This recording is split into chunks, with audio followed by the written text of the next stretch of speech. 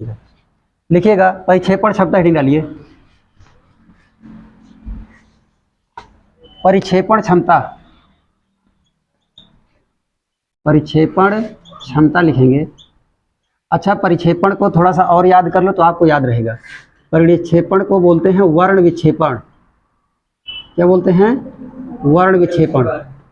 विक्षेपण माने बट जाना, वर्ण माने रंग, तो रंग बट जाना ही क्या है? परिक्षेपण है। और परिक्षेपण क्षमता का मतलब बांटने की क्षमता। परिक्षेपण क्षमता क्या होता है? बांटने की क्षमता, कितना ज़्यादा बांटा जा सकता है। तो आपको बता दें किन्हीं दो रंगों के लिए, अब क्योंकि थ्योरेटिकल ही है, कोई डेरिवेशन तो है नहीं इसमें, किन्हीं दो रंगों के लिए कोणीय लिख लीजिए, परिभाषा लिख लीजिए, परिभाषा ही लिखिए इसका, परिक्षेपण क्षमता की परिभाषा लिखेंगे। किन्हीं दो रंगों के लिए, किन्हीं दो रंगों के लिए कोणीय परिक्षेपण, किन्हीं दो रंगों के लिए कोणीय परिक्षेपण तथा किन्हीं दो रंगों के लिए कोणीय परिक्षेपण तथा मध्यवर्ती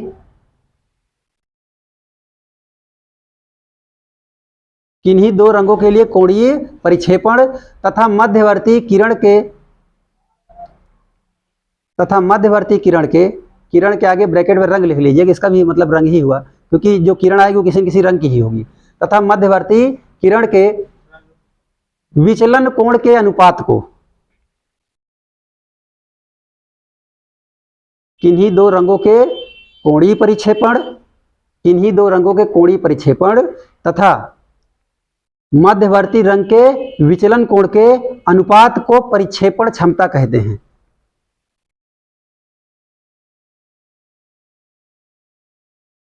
किन्हीं दो रंगों के कोणीय परिक्षेपण तथा मध्यवर्ती रंग के विचलन कोण के अनुपात को परिक्षेपण क्षमता कहते हैं।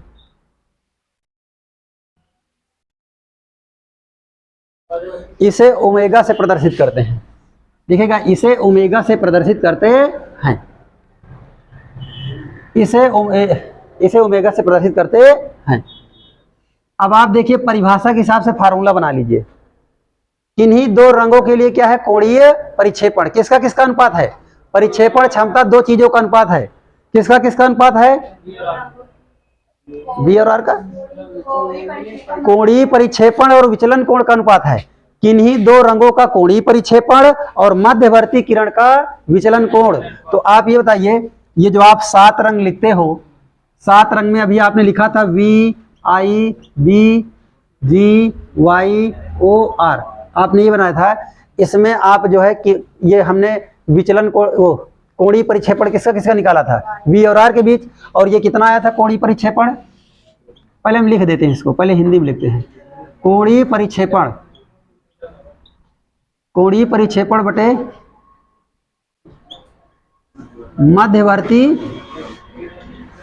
मध्यवर्ती किरण का विचलन कोण, मध्यवर्ती किरण का विचलन कोण।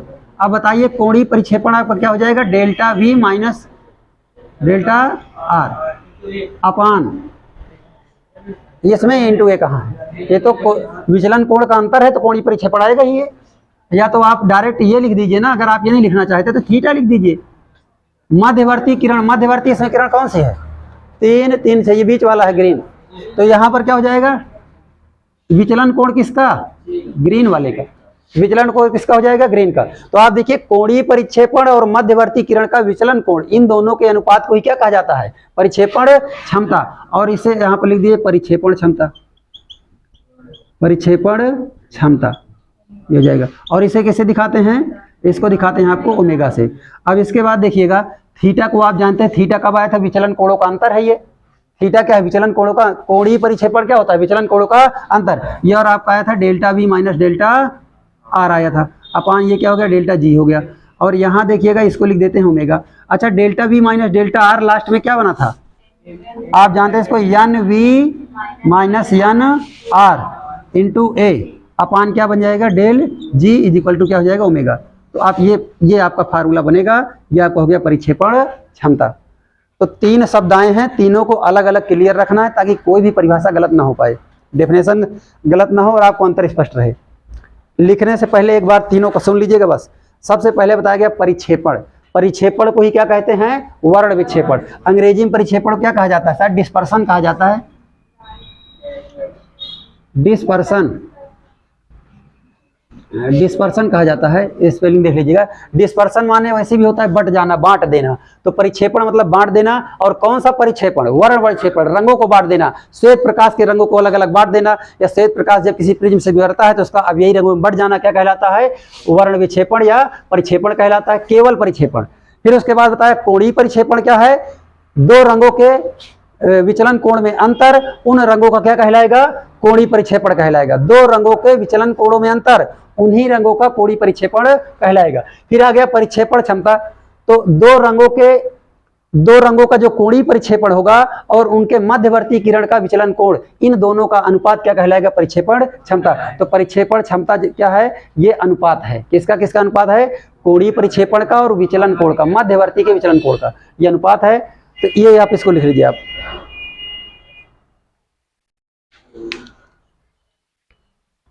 ये डेल जी का मान रख सकते हैं। इसकी वैल्यू क्या रखेंगे बताइए? Omega is equal to N V minus N R into A है। नीचे आप बताइएगा, ये भी तो विचलन कोण है और विचलन कोण का फार्मूला लगाइए, एन माइनस वन इंटू ए आता है और ये ग्रीन का है, तो ये हो जाएगा N G minus one into A, और ए से क्या होगा? कैंसिल हो जाएगा। तो ये तो फार्मूला सीधा बन गया, omega is equal to N V minus N R upon N G minus one. इसको चाहे तो आप स्मॉल बना सकते हैं, आपको ये पता होना चाहिए क्या है। ये फार्मूला बन गया। इसके बाद ये टॉपिक ओवर हुआ, इसको आप बना लीजिए। फिर हम लोग चलते हैं, लास्ट टॉपिक आपका है प्रकाश का प्रकीर्णन, स्कैटरिंग ऑफ लाइट, और उसे संबंधित रायले ने क्या दिया था? नियम दिया था।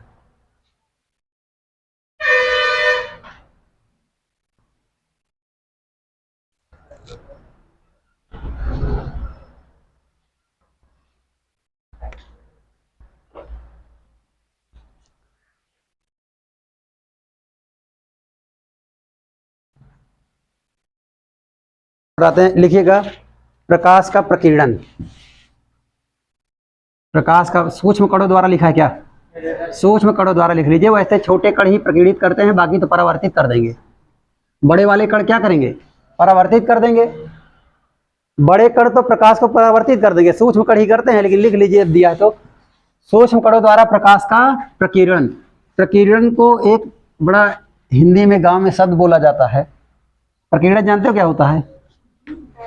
जैसे कोई ज़्यादा गुस्सा हो जाए तो कहेंगे ऐसा है कि अभी मारेंगे तो छितरा जाओगे। तो बिखर जाना जो होता है, जिसको कहते हैं कि छितरा जाना, बिखर जाना, वही क्या होता है? प्रकीर्णन होता है। चारों तरफ क्या हो जाना? बिखर जाना। अच्छा, प्रकाश की किरणें बिखरती कैसे हैं? अब आपको बता दें, वायुमंडल, जब प्रकाश की किरण जो है सूर्य से आती है, सूर्य से चलने वाली जो प्रकाश की किरणें होती हैं, जब हमारे वायुमंडल में प्रवेश करती हैं तो वायुमंडल में जो सूक्ष्म कण हैं, चाहे आपको जलवाष्प हो, चाहे वायु हो, चाहे धूल के कण हो, इनसे टकरा कर ये क्या करते हैं? पहले ये कण प्रकाश की किरणों को अवशोषित कर लेते हैं। ये क्या करते हैं? कक्षा 10 में नॉर्मल बताया जाता है कि इन कणों से टकरा कर प्रकाश की किरणें जो है बिखर जाती हैं। कक्षा 10 में डायरेक्ट बता दिया जाता है कि प्रकाश की किरणें इन कणों से टकरा कर क्या होती हैं? बिखर जाती हैं। जो रंग टकरा के बिखर जाता है, आसमान वैसा ही दिखता है। लेकिन कक्षा 12 में थोड़ा सा स्पेशल बताया जाता है कि देखो, ये नॉर्मल रूप से ये टकरा के नहीं बिखरती हैं।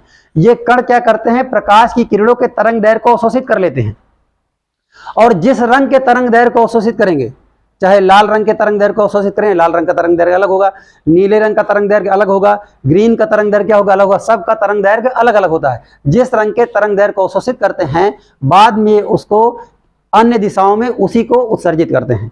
आप बताइए, हम आपको पढ़ा रहे हैं, हम आपको कुछ अच्छी बातें ही बता रहे हैं, खराब बातें तो खैर कुछ भी नहीं बता रहे हैं, लेकिन यहाँ पर क्लास में पढ़ाते समय हम पढ़ा रहे हैं, अच्छी बात बता रहे हैं। कोई आपका मित्र है जो आपका दिमाग खा रहा है, बगल में कुछ ज्ञानी लोग होते हैं, बैठ जाते हैं, बात करते रहते हैं, तो आप उसमें से क्या ग्रहण करते हो? अगर आप हमारी बात ग्रहण करोगे तो एग्जाम में हमारा लिख के आओगे, क्योंकि बाद में वही रिफ्लेक्ट होगा ना। जिस चीज़ को आप ग्रहण करोगे बाद में वही दिखेगा। और पता लगा आप हमारी चीज़ को नहीं ग्रहण कर रहे हो, अपने दोस्त की बात ग्रहण कर रहे हो, तो पेपर में अपनी दोस्त की बात लिख के आओगे। फिर उसने पूछेगा प्रश्न, कि प्रकाश पूछेगा कि प्रकाश का परावर्तन क्या है, प्रकाश डालिए, तो प्रकाश के परावर्तन में क्या करते हैं टार्च लगा के प्रकाश डालते हैं। यानी कोई हिंदी की परिभाषा पूछ ले तो ये समझ में नहीं आता। तो आपको ये समझना है कि कोई वही गुण दिखाता है जो क्या करता है, अवशोषित करता है। कोई अच्छी बातों को सुनेगा, जब अच्छी बातों को अवशोषित कर लेगा तो अच्छा गुण दिखाएगा। वैसे ही आपके ये कण होते हैं वायुमंडल के, जो वायुमंडल के कण होते हैं, ये प्रकाश की किरणों क्या करते हैं, अवशोषित करते हैं, और अवशोषित करने के बाद फिर उन्हीं प्रकाश की किरणों क्या करते हैं, ये विकिरित करते हैं। क्या करते हैं, विकिरित करते हैं, यानी प्रकाश किरणों को बाहर निकालते हैं, और जिन रंगों को अवशोषित करेंगे उन्हीं रंगों को बाहर निकालेंगे, तो आपको आसमान वैसा ही कलर का दिखाई देगा। तो आपको ये लिखना है कि प्रकाश का प्रकीर्णन क्या है, इसकी परिभाषा लिखिएगा, मैं लिखा रहा हूं। लिखिएगा, जब सूर्य का प्रकाश पृथ्वी के वायुमंडल में प्रवेश करता है, जब सूर्य का प्रकाश पृथ्वी के वायुमंडल में प्रवेश करता है,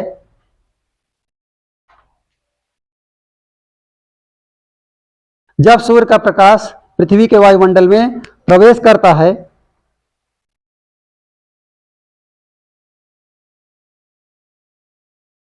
तब प्रकाश की कुछ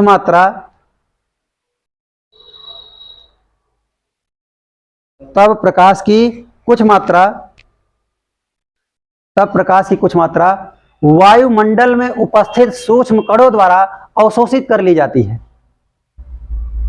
तब प्रकाश की कुछ मात्रा वायुमंडल में उपस्थित सूक्ष्म कणों द्वारा अवशोषित कर ली जाती है।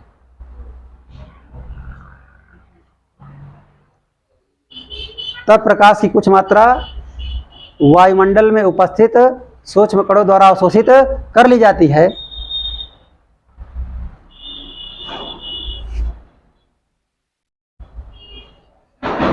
इन प्रकाश की किरणों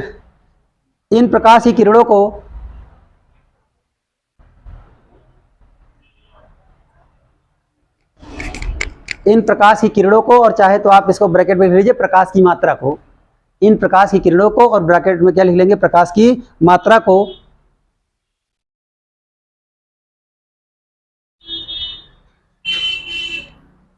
इन प्रकाश की किरणों को, ब्रैकेट में आपने क्या लिखा, प्रकाश की मात्रा को सूक्ष्म कण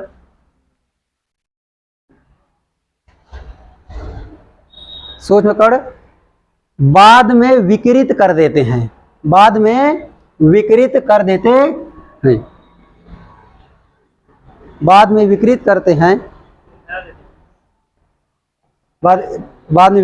हैं। इस घटना को प्रकाश का प्रकीर्णन कहते हैं। इस घटना को प्रकाश का प्रकीर्णन कहते हैं।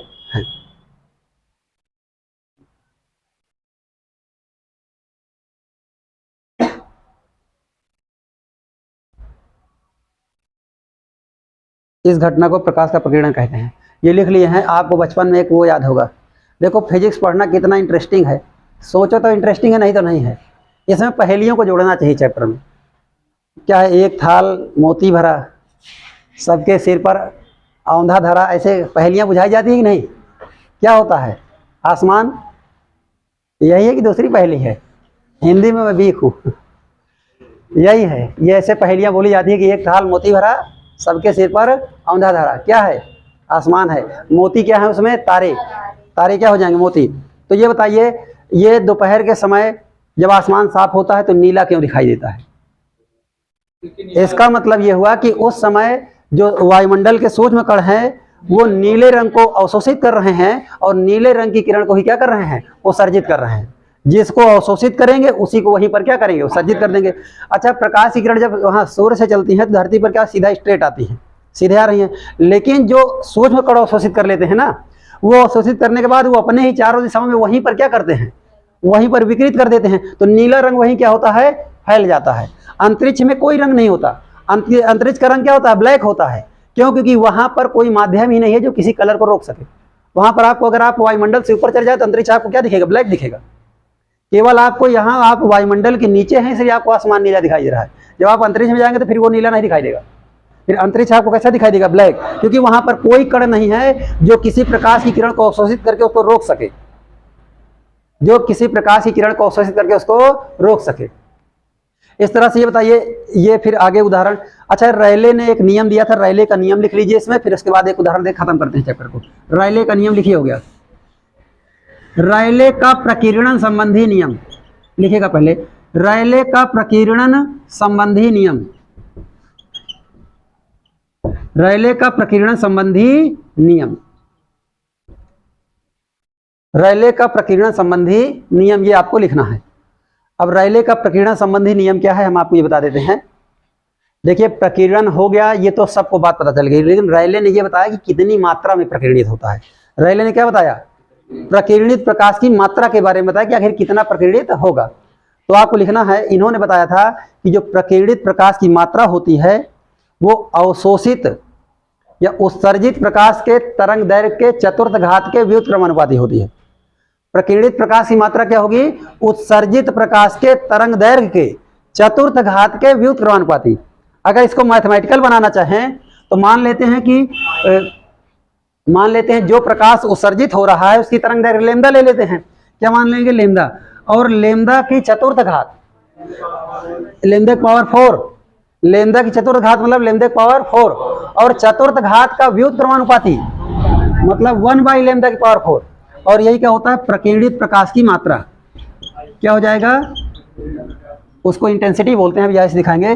प्रकीर्णित, ये उड़ने वाला र कहाँ से ही लगाया जाए, प्रकीर्णित प्रकाश की मात्रा, प्रकाश की मात्रा।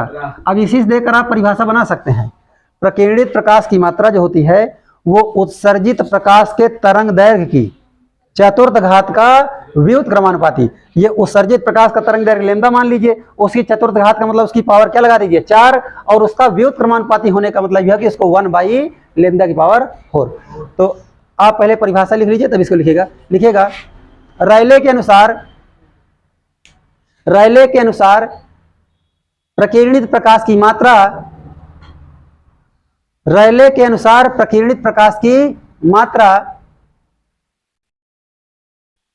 रेले के अनुसार प्रकीर्णित प्रकाश की मात्रा उत्सर्जित प्रकाश के तरंग दैर्घ्य,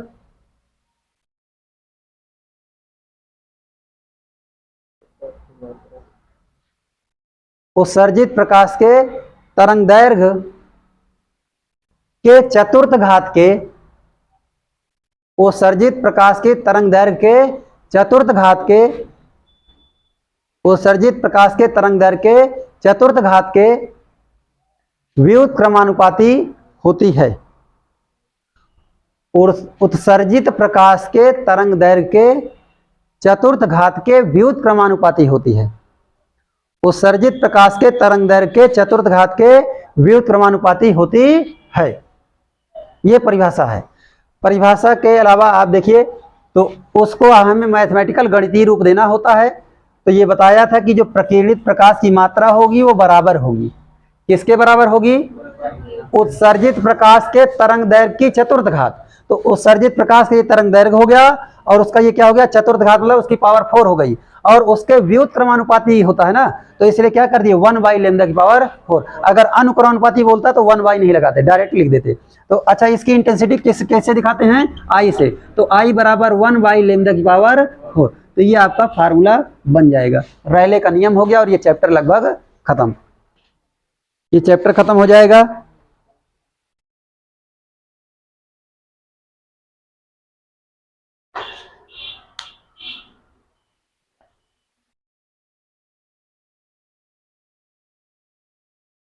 और प्रकीर्णन पर आधारित कुछ घटनाएं हैं, उस घटनाओं की चर्चा करिए। आप कहाँ कहाँ देखते हैं प्रकीर्णन पर आधारित घटनाएं? पहली घटना देखिए, एक है आकाश तथा समुद्र के जल का नीला प्रतीत होना। इसको लिख लीजिए, तो कुछ घटनाओं की चर्चा करते हैं बस जल्दी से।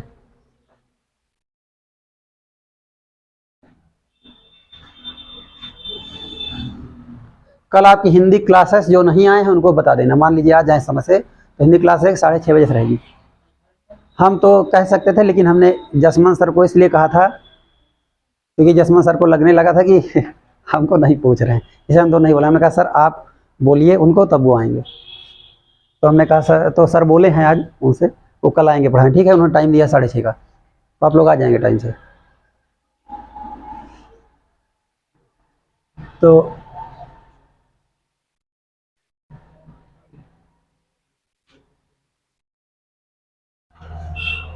हो गया। ये बताइए, आसमान का रंग नीला दिखाई देता है। अगर मान लीजिए प्रश्न ऐसे आ गया, ये अलग, ये सब कक्षा 10 में आता है, यहाँ नहीं आता है। अगर आ गया कि आसमान का रंग नीला क्यों दिखाई देता है, तो आप ये लिखेंगे वायुमंडल में उपस्थित वायु के कण या वहाँ पर सूक्ष्म कण नीले रंग को अवशोषित करते हैं तथा नीले रंग की तरंग दैर्घ्य को उत्सर्जित करते हैं, इसलिए आसमान का रंग नीला दिखाई देता है। जल का रंग नीला क्यों दिखाई देता है, समुद्र का रंग नीला दिखाई देता है, समुद्र का जल नीला क्यों दिखाई देता है, आप ये लिखेंगे समुद्र का जो जल है वो नीले रंग के प्रकाश की तरंग दैर्घ्य को अवशोषित करता है तथा नीले रंग के प्रकाश की तरंग दैर्घ्य को उत्सर्जित कर देता है। एक और इसमें पूछ लेता है, ये पूछता है कि शाम के समय सूर्य लाल, अब आप कहेंगे लाल को अवशोषित करता है, केवल लाल को ही दिखाता है, तो क्या कण बदल गए क्या इस बार? अब आपको बता दें, उसमें आप ये लिखेंगे कि सबसे ज्यादा लाल के समय क्या होता है कि वो अवशोषित उत्सर्जित जो वायुमंडल कण होते हैं नीले को ही करते हैं, लेकिन नीले की चाल होती है कम होती है। नीले की चाल क्या होती है? कम। तो नीले की चाल कम होती है तो वो पहले ही बिखर जाता है हमारे आने से पहले। और सबसे ज्यादा आप ये लिखेंगे कि जिस समय सूर्यास्त हो रहा होता है या जिस समय सूर्य उग रहा होता है उस समय सूर्य की हमसे दूरी सबसे अधिक होती है। आप देखिए यहाँ पर पृथ्वी बनाइएगा, यहाँ पर हम अर्थ बनाते हैं, अर्थ में ये अर्थ हो गया, अर्थ का ये पहली परत क्या हो गई? वायुमंडल। और वायुमंडल में आप ये देखिए कि सूर्य सबसे पास यहाँ होता है और सबसे दूर कहाँ रहता है? यहाँ पर। आप बताइए यहाँ पर अगर कोई आदमी खड़ा है इसके वायुमंडल के नीचे, तो बताइए इस समय सूर्य पास है कि यहाँ पर पास है? सबसे ज्यादा पास यहाँ है ना, तो दोपहर में सबसे पास होता है, लेकिन सुबह निकलते समय या शाम को डूबते समय, चाहे इधर से निकल रहा हो और चाहे इधर से डूब रहा हो, इस समय सूर्य की दूरी सबसे अधिक होती है। तो उसमें होता क्या है कि नीले रंग जैसे ही वायुमंडल में प्रवेश करते हैं यहाँ से, नीला रंग यहीं पर अवशोषित होकर यहीं पर क्या होता है? उत्सर्जित हो जाता है, क्योंकि उसकी चाल क्या है? कम है। यहाँ तक आते आते नीला पहुँच ही नहीं पाता, नीला हमारे पास तक क्या होता है? पहुँच नहीं पाता। नीला रंग वायुमंडल की ऊपरी परत पर ही बिखर जाता है, हमारे पास तक कौन पहुंचता है? जिसकी चाल सबसे तेज होगी। जिसकी चाल तेज होगी वो रुकते रुकते भी आगे चला जाएगा।